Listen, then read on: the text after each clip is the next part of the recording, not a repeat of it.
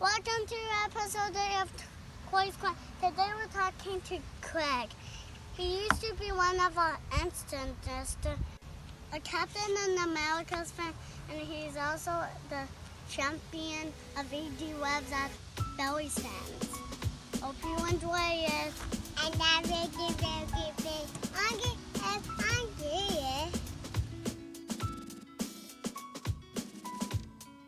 What up, dude? Now, does that mean you got Blue some sort of cat and or tiger to hang out with? I'm allergic to them. It is a bummer. I actually like cats. I think they're pretty cool. Go hairless. I've been working on it for a really long time, Craig. Okay. Well, never mind. Keep it. Actually, don't even buy a hairless cat. Shave a cat. Just buy one that has hair. Shave it off. I'm sure that'll do it. Yeah, it should be fine. I can't confirm, but it's bound to work. You have pets? No. My girlfriend has a dog. Okay. And this is Joy. Yeah, good save. Very good save. There hasn't been a Faith, has there? There has not been a Faith. She lives in Arkansas? Missouri. Missouri, okay. Where at Missouri? In O'Fallon, which is about 30 minutes southwest of St. Louis. And she's about 8 hours away from here. 7.5, 8. We are coming up on 1 year of dating this month. It's not always easy doing long distance, 7.5, 8 hours away. So, but we've made it work so far. What's that look like? I mean, how do y'all deal with those challenges? Lots of video calls. There's an app called Rave where you can watch Netflix shows at the same time with other people. Yeah, didn't know it existed, but we've been watching through Community on there in particular. She's never seen it, so. Outside of that, just the drives there and back, it's kind of old, but we at least we figured out a way to make it work, and so. How often do y'all try and visit in person?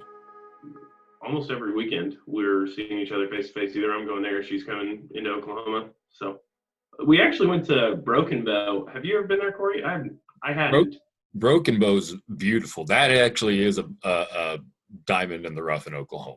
We went out there and we hiked for a while, and it was just really nice. Also, we have native alligators in Oklahoma, and we went hunting for those, and we did not find them.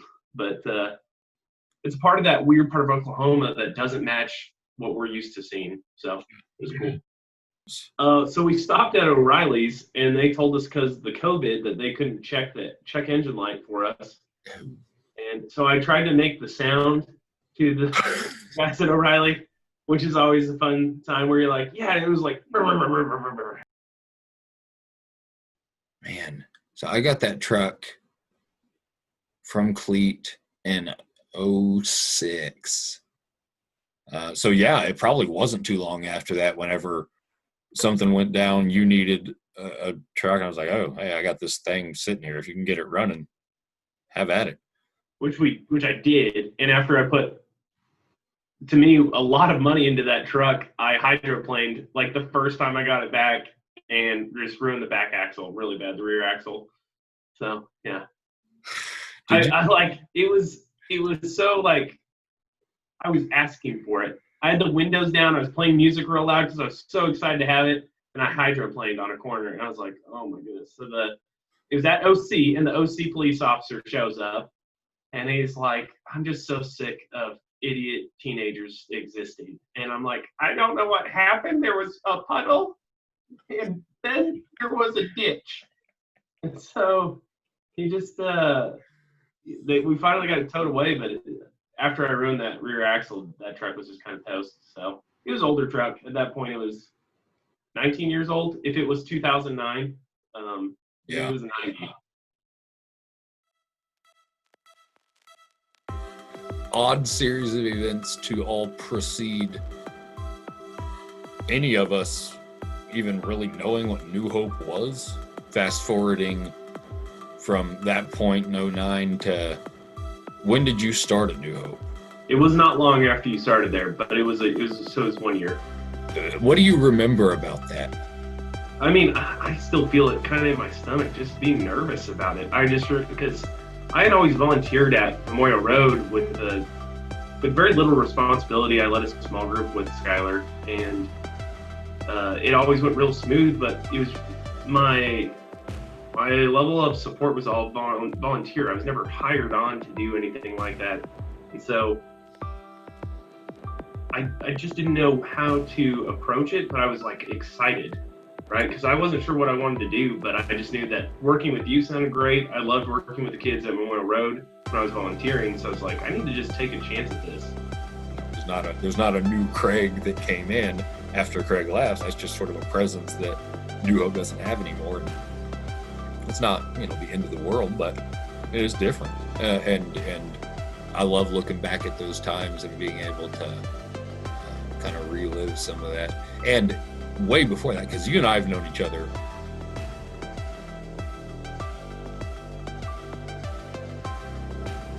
What is your first memory of me, actually? I'm curious. Pretty sure it was in choir. At Memorial? Yeah, at Memorial High School, and you spoke, and I was like, is something wrong with his voice? You've had such a deep voice for as long as I can remember. I remember being very jealous of it. I actually don't think I remember, you were started at Santa Fe. Did you come over to Memorial your junior year? Correct. So I met you as a sophomore. I was a sophomore, and puberty was just so mean to me my sophomore year. And you're like, hey, I'm Corey. I'm like, oh, I'm Kraig. And I just remember like, what do I need to do to have that voice? Because people would ask me to be the voice of God at VBS if I could pull that off. So, no, that's definitely my first memory of you. It was also interesting because when I first met you, we talked quite a bit, but I thought, because at that point I met a lot of people that were into sports ball, and typically when I would talk to them, they were not interested in having a conversation with me because I could not give them the statistics for the game that night. And so I remember we actually could talk, and it didn't seem to be the only thing that you cared about. And I was like, well, thank goodness. I don't bring that to the table ever. And I'm also sure that the stuff I'm interested in isn't something you want to jump on all the time, especially in high school. But we still had a way to connect, and it seemed to work well. I always remember you being, just like super interesting and quick-witted, because your ability to turn humor unexpectedly, and your willingness to be self-deprecating. You were one of the first people who helped me to see like the value in not taking yourself too seriously and being able to laugh at the little things, even when they do feel overwhelming and crappy and whatever, being able to find humor within stuff. Because even then we weren't necessarily like super close, but we knew each other a lot better than I don't think we'd ever talked prior to that. Yeah. It went from acquaintances to at least someone I could talk to in the choir. I want to go back a little bit. You were talking about the beginning internship, feeling overwhelmed or unsure, but excited. From my perspective, watching the confidence build over the next, months and years and everything that came with that. What did that look like for you as you went from a volunteer for a youth group like Memorial Road to a paid staff member of a much smaller group, but working in ministry in a working way, not volunteering way?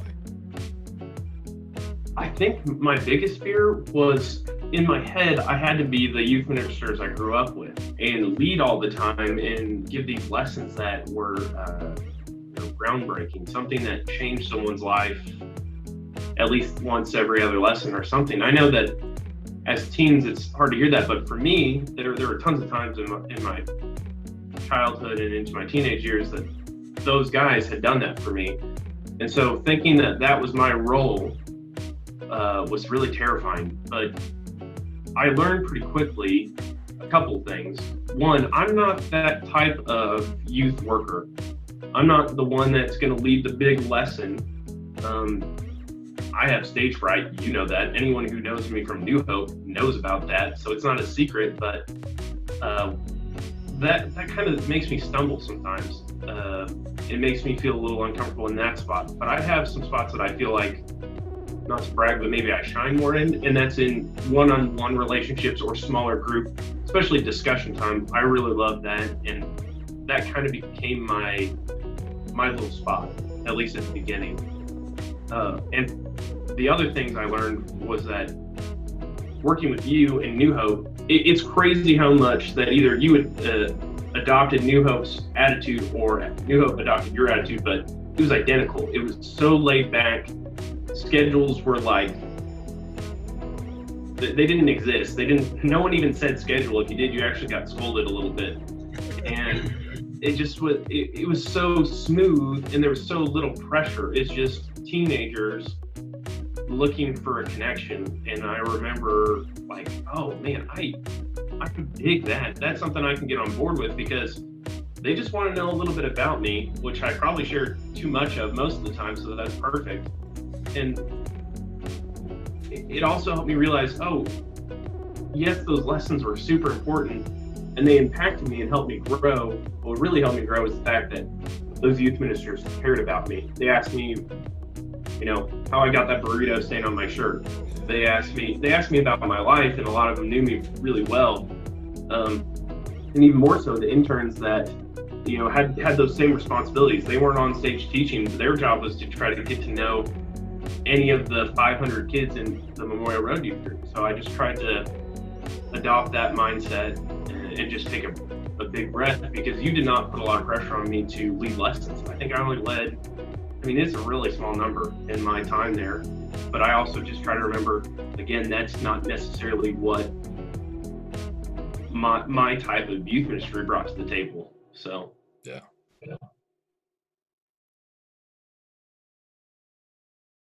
I think that mentality was maybe one of the best places for people to start in too. As like other interns that came in after I'd been there a little while and labeled myself a semi-permanent intern, a lot of them came in really scared, and it just made their minds a lot easier knowing that they didn't have to live up to some standard, and that the kids weren't as scary as maybe you made them out in your head. So How many? Chandler was a little scary, a smidgen scary. So you saw several of them going through that same type of process, and I think back on my first internship, there had to be some of that there, undeniably, of just uncertainties and filling a gap that in your mind seems like something you've seen somebody do, and now I'm supposed to go do likewise. But it isn't, and that's the reality for everybody, is realizing, oh, the only brand of ministry that I can successfully do is my brand. It's refreshing to hear your take on that, and to know that you were able to play that same kind of role for other people coming into an internship that had been made out in their heads to be X, Y, or Z, where you can speak truth into, hey, I get that fear, and that's just a fear. That's not the reality of it. You just go be you, and it's going to do really well. And I think the best interns, ministers, people that ever come to mind for us are the ones who were just themselves, as you put it. Their lessons may have been great, and their lessons would have meant nothing if their life doesn't reflect what it is that they're talking about.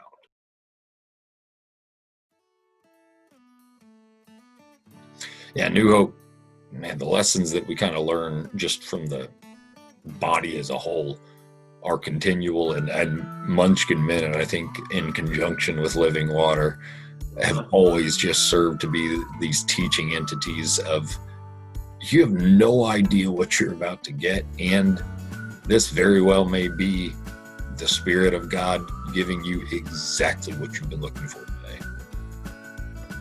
Well, one might be cuter than the other, but the other one I was going to say is Munchkin Minute, because what it is it's adults being real and then kids being real. And again, it's not something I see when I go other places, and it's something that I do appreciate and I miss. Yeah. I miss when I hear a kid say a prayer for fat nans and fried chicken, which I will never forget that prayer. I can forget so many important things, but I won't forget that ever. This kid is like, these are the things that matter in my life, and you're going to hear about both of them right now. And for a church to say, this is what we actually believe will impact your life more time on another song, or more than Mark preaching. We believe that these kids, one, need to share their faith in a small form, and you need to hear what's going on in their lives, not just through Bible study, but when they lead a prayer, you learn a lot about a little kid, and just why you see why Jesus loved the children more so than ever. And for the people that are, I bet, and I can't say for sure, but I'm sure that draws in more people to work with the children at New Hope. Because so many people that aren't in children's ministry probably look on the outside are really scared, but that helped me be comfortable around toddlers, because I'm the baby of my family. I'm not used to having little kids around, but something about that is appealing. You're drawn to their honesty and their innocence, and you're just like, I hope they can hold that forever. Like, that is just, it's a really nice thing to see. And so I really was going to say those two things, was Living Water and Munchkin Minute, because those are definitely unforgettable compared to anywhere else. So. As a result from the web. She's listening to me.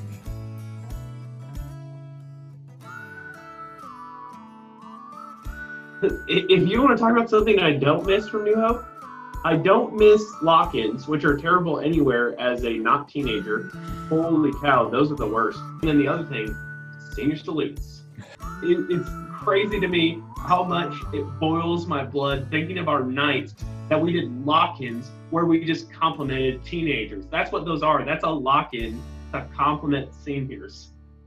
Because it's like a lock-in, because if I try to disappear, someone comes and gets me and tells me I have to stay awake. Except for it's at the end of a week that you've been stuck on the same bus with all these people and you have no sleep in your tank. Yes. I mean, are there vocal music songs we should try and sing before we get off of here? My memory of them is non-existent.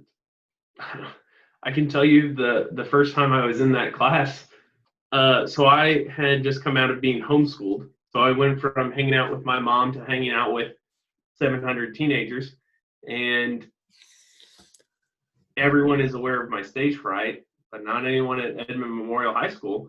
And so I go into second hour after only 1 hour of experiencing high school, and Miss Martin says, okay, we're going to go do some voice ranges. All you're going to have to do is sing Happy Birthday, and I'm going to push you where you need to go. There's several freshmen that are doing it. I'm not the only one starting that day. And none of the guys that aren't freshmen are paying attention. They're all playing cards, goofing off. They don't care. They don't want to hear my voice.